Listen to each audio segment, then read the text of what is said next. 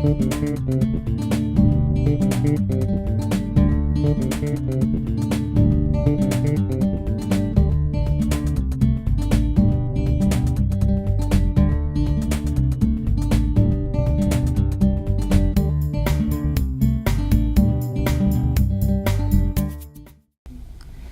my name is Hellen Abreu and I'm here from UMass Lowell for my Labor Studies class. And today I will be interviewing Lowell Public School teachers Susan Uvanni and Mickie Dumont. They are here to discuss current campaigns to fix the chronic underfunding of public schools in Lowell and other communities in Massachusetts. How are you all today? Hi. Hi. Fine, thank you. Helen. Nice to meet you. Nice to meet you too. Can you guys tell me something about yourself? Sure. My name's Susan Uvanni, and I'm a second grade teacher at the Morey Elementary School. I've been a teacher for over 20 years. The last 14 years I've been in Lowell. I'm also a very proud member of the United Teachers of Lowell, and currently I'm serving as the Vice President for Elementary Teachers on the Executive Board. That's good. What about you? Hi, I'm Mickie Dumont, and I'm a retired teacher from Lowell Public Schools. I taught for 35 years, and I actually taught for the first 13 years of the Ed Reform Act, which included the origination of the foundation budget formula. I have 4 grandchildren in Lowell Public Schools, and they are part of the reason that I am still connected in regards to working with the United Teachers of Lowell. I'm Director of Operations with UTL, and I'm also a Vice President with AFT Massachusetts. Oh, wow, that's actually interesting. Can you tell me about the Lowell Education Justice Alliance and the Fund Our Future campaign? Sure. Lowell Education Justice Alliance is a grassroots group that has brought together interested teachers, community members, parents, grandparents, anyone who's interested in the Lowell Public School, with the student being the primary focus. So anything that affects our student body, Lowell Education Justice Alliance is concerned and active. Currently, we're very active in the Fund Our Future campaign because that is the most direct issue that we're struggling with right now. The Lowell Education Justice Alliance is umbrellaed under the Massachusetts Education Justice Alliance. So we're pretty much a statewide organization. Different communities have organizations just like us. We're actually the offspring of Mass Education Justice Alliance, and Susan and I worked very closely together, along with other members of LEJA. We worked very closely together for the No on 2 campaign that took place in 2016. That was to keep the cap on charter schools, and I think as a result of our work in that campaign, we didn't want to see anything end because we're all very passionate. We love Lowell Public Schools. We love what they do, but we've also seen what's happened within public schools because of the lack of updating the foundation budget. Yeah. So as a result of that, we just kind of evolved into the Lowell Education Justice Alliance, and we meet once a month. Every month. It's open to any member in the community. We really urge people to join us because we've been doing some really great work. Okay, that sounds good. What inspired you guys to get involved in LEJA? Well, I think what inspired me is my interest and passion for what I do as a teacher for my students, and the current trends in public education today are making it more and more difficult for me to do my job and for me to service the students in front of me. So the Lowell Education Justice Alliance gives me an opportunity to work on larger issues outside of my classroom, to get more involved and to also educate the public, because I think once the public is informed, the public rallies and gets on board with what is best for Lowell Public School students. So we've been seeing a big influx of parents and teachers as they hear more and more about the different legislative actions that have come down or haven't come down, or things that are not being done, we're getting more and more people involved. So it's a way to reach out to the community and let them know what's going on that affects our students in Lowell. Yeah, and one of our missions in Leger is to inform the public of what's happening. We recently held a legislative forum in the city at the Senior Center, where we invited some local legislators to come and listen actually to people in the field, people in the trenches, come to tell their stories about how the lack of funding has impacted not only their classrooms and their schools, but the students themselves being in schools, you know, just listing the numerous resources that have been cut over the years. In my 13 years at the beginning of ed reform, the first 10 years were really pretty good. There was a lot of money coming in, but it dried up. All of a sudden it dried up, it stopped coming in. But the mandates from DESE kept coming. So that's where the term unfunded mandates came. They kept piling mandate after mandate on the teachers in the classroom, but they weren't funding these mandates. Not only that, they weren't funding previous mandates anymore because all of the other costs just escalated. Yeah, that must be hard on the students. Very much, yeah. Fortunately, we have teachers and paras who, not fortunately, but teachers and paras through that time have taken money out of their own pockets to resource their classrooms, which is also totally unfair, but they've had to do it. Yeah, could you talk about the foundation budget formula and why it was established? Why it was established was because back in the early 90s, they learned that schools were not being treated equitably or fairly, and it seemed like the urban settings were hurt or penalized the most. So there was a lawsuit at that time demanding that the state put something in place, put something in motion to bring more money into those communities, and communities all across the state, but particularly in the urban settings, the poor communities, so that they could level the playing field for students from poverty as compared to students from wealth. It's pretty nice. What is While current? it lasted, Helen. What is the current problems with the foundation budget? Well, the most current problem is that it's completely outdated. So we're being funded on based on a 1993 formula. So if you think about the cost of different things since 1993, you realize this is completely out of whack. So that's the first and foremost problem. So not having funding that has been updated since then, actually we're not funded $1 billion in Massachusetts. If that's what we're not getting, and if we do get this legislation passed, it means for Lowell an increase of $42 million per year. So we're talking about huge amounts of money that have not been updated since 1993.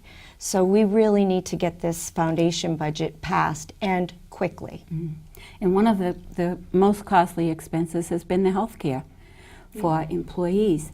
Since 1993, no one could have predicted how out of sight healthcare costs would have grown, just exponentially. And we're talking billions of dollars from 1993. But the foundation budget has not grown to reflect those changes.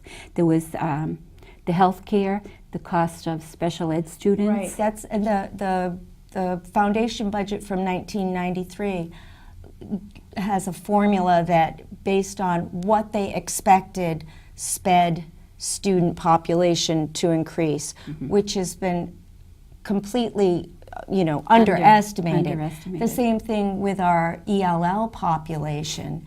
That has also been grossly underestimated. So we have huge need working on the same amount of money that they funded in 1993. So it's completely inequitable. And on top of all of that, we're a gateway city, we're an urban setting, so we have the highest poverty level. Yeah, they need to change that. How does the lack of funding impact your experience as a teacher in Lowell?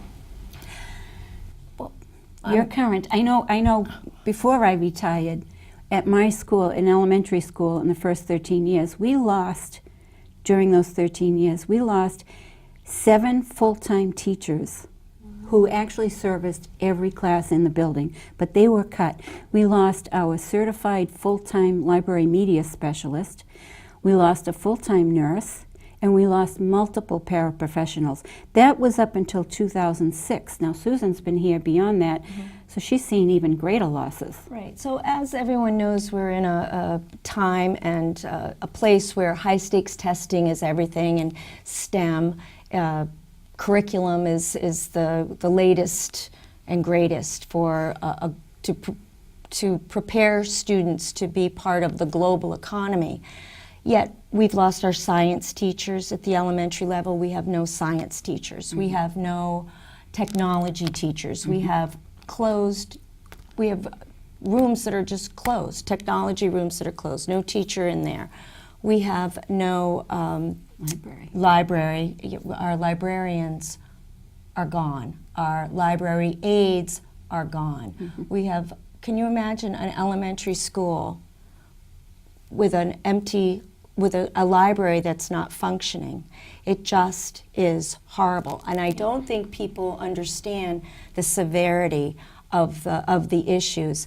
You know, Mickie talked about the homeless students. So when we have students that are homeless or poverty or have a trauma in their background, those students need extra support, and our social workers are being cut, our nurses are being cut.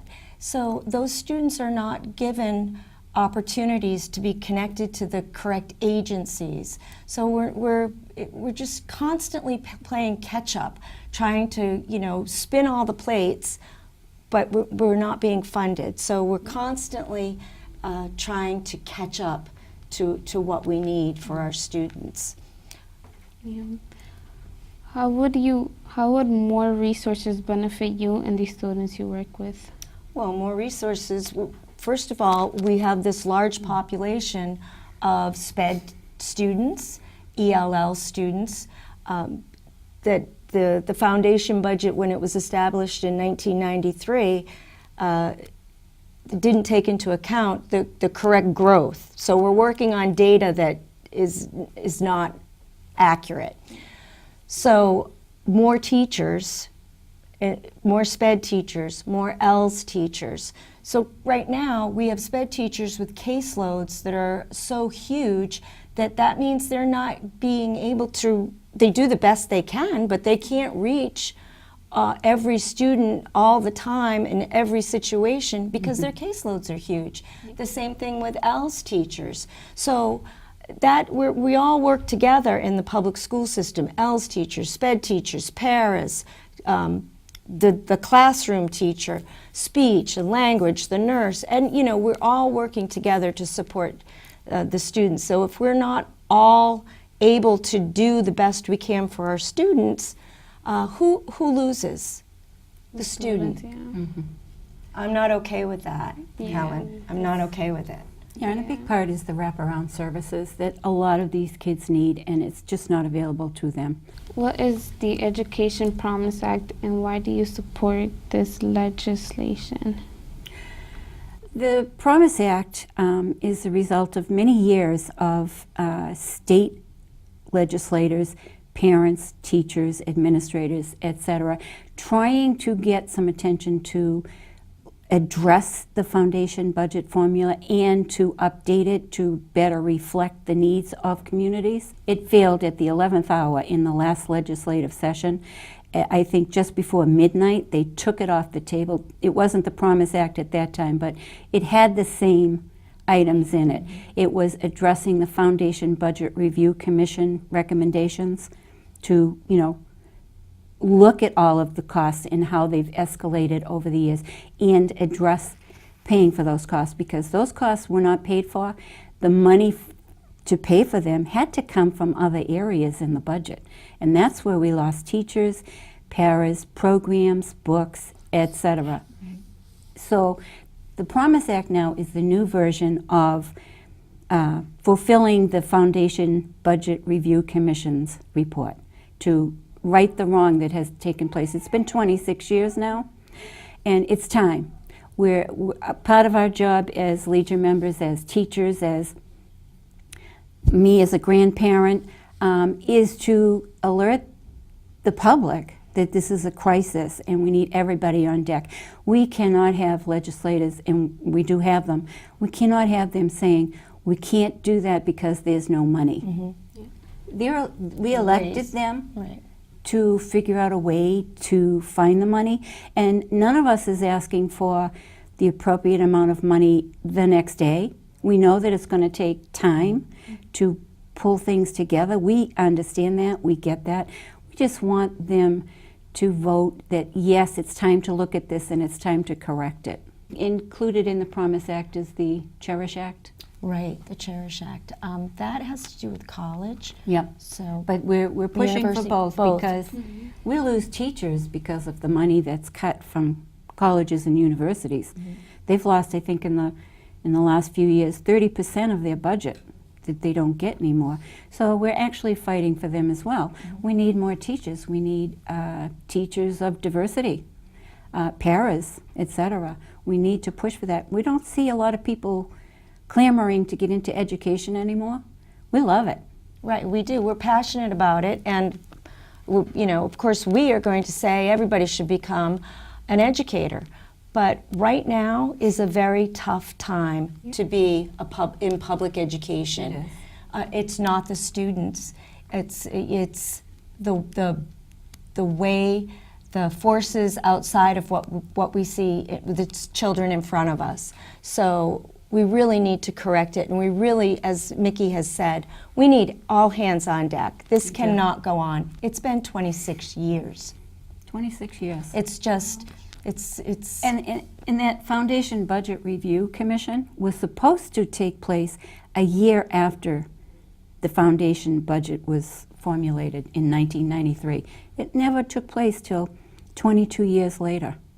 And then part of it was that every 3 or 4 years, the commission would go back to the table and sit down and figure out what they needed to update, change, eliminate. That never ever happened in the whole 26 years. It's shameful. It is. Actually. So we're just hoping that, you know, we're doing our best to get the word out, and we urge people to call your representative and urge them to get this done for the sake of all children, but mostly for the sake of the students here in Lowell. That's who I'm concerned with. Exactly. So, yeah. And you know, people can reach us. We have an email address. It's all lowercase, Lowell Education Justice Alliance @gmail.com. And we meet once a month, like I said, and we invite anybody to come, because we try to take issues that are important to the staff in the schools. One of the foremost issues that we've worked on is the recess time in the city, which recess and lunch, but recess was not equitable throughout the city. So we put a group together, we researched it, we presented a proposal to the school committee, and we actually made some positive change. And we're still working on it now to make it even more positive for next school year. Oh, that's actually great. It is, yeah. And I think parents should know that, because I don't think they're always fully aware that maybe their child is only getting 10 minutes a day downtime. And none of us think that's appropriate.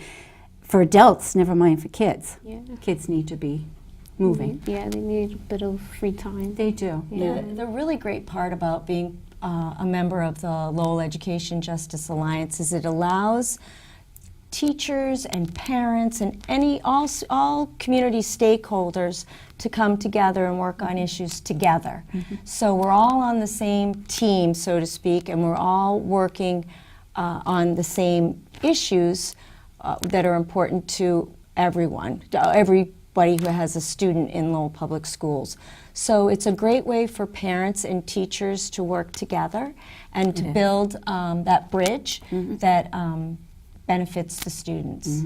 And I just want to reiterate that everyone is welcome. Everyone's opinion is valued. You know, parents, teachers, nurses, grandparents, we have everybody at the meetings, and we welcome everyone. Everyone's voice is valued. We actually have an offshoot of the Lowell Education Justice Alliance for students. Yep. And they meet regularly Right. to discuss issues from the students' point of view. Right. It's awesome. Yeah. What actions are LEJA and other fun or future organizations doing to push for the passage of the Promise Act? Well, we mentioned the forum that we just had a couple of weeks ago, and Well, we're also just getting the word out in in the district. We're getting it out through the union, is getting the information out to the teachers, and we're hoping that situations like we're in right here, filming, that parents will also recognize the need to urge their legislators to pass this legislation quickly. So we're doing events like this, and just as much information as we can get out at public forums. this is a statewide initiative. School districts and systems are working on this all across the state, and it's both AFT, American Federation of Teachers, and MTA, Mass Teachers Association. Everybody is involved. This is how important this is. Our local school committee, thankfully, does support this. So that And the City Council. and the city council also supports this. So we're reaching out in every way that we can to get the word out. What can people do to get involved in these campaigns? Call your legislature, email your legislative representative, call your representatives and urge them, because they're the people that need to get in there and make the change. We can rally, we can hold signs, we can call, we can get on these shows, we can do all of this, but we need them to go do their job. We do. And we're very involved in social media. LEJA has a Facebook page. We encourage people who are on Facebook to search for that and join it. They'll get all kinds of information from us on that page. And then if they have questions, they can, inquire on that page, which has happened a number of times. I'm trying to think, other than the email address. We've had movies, we've had public events through LEJA that have been very successful, talking about different school issues. So we had an event right down here at LTC. Yes, we did. A couple of years ago. I think it was about the high stakes testing. Backpacks full of cash, Yes, that one? yeah. Then we watched that. So we're just always looking for opportunities to reach out to the public and get the issues out there that affect their children. They can also call their schools and talk to their children's teachers or their principals and just ask them, hey, if you had better funding for your school, what would my child have that he doesn't have now? And how can I help? What can I, call my legislator for and ask that, we need help to support this? Helen, we've been talking about big issues like, special education teachers and ELS teachers, but crayons, pencils, markers, paper, scissors, I buy those things, and I'm not alone. I used to buy them. Yeah, I am not alone.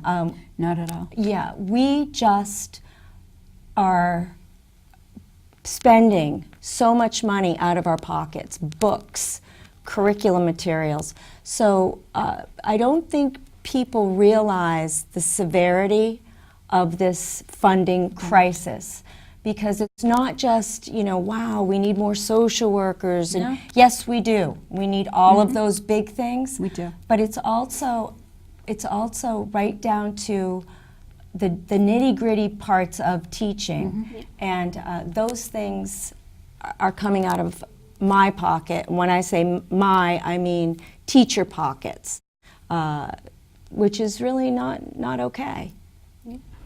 Just to put that in perspective, in 1994, right after Mass Ed Reform Act, my classroom expenditure amount allotted to just me as a classroom teacher was about $1,200 that I got from the school funding. 13 years later, or 12 years later, my last year, I received $100. So I went from about $1,200 to $100. I made up that difference out of my own pocket because we no longer had the funding to have that. At that time, it was a luxury. Yeah, the needs are there. So what are you going to do as a teacher? You have to have the materials in order to teach. So 13 years after, she had $100. 13 years later, which is about 26 years later, so my funding, we get about $200. And now take into the account of inflation and all of that, we're getting the same. So it's just out of control, and it needs to be fixed. It needs to be fixed now. I think all these years, the teachers and the administrators, this district, we've held to the agreement of Mass Ed Reform Act. We've kept our part of the agreement. The state has not, and we need to get that fixed. So Lowell Public Schools is a fabulous place to teach, and it's an amazing, we have amazing families, students, parents, and families. Imagine what it would be if we had the right funding. I can't even tell you how fortunate I feel to be in Lowell.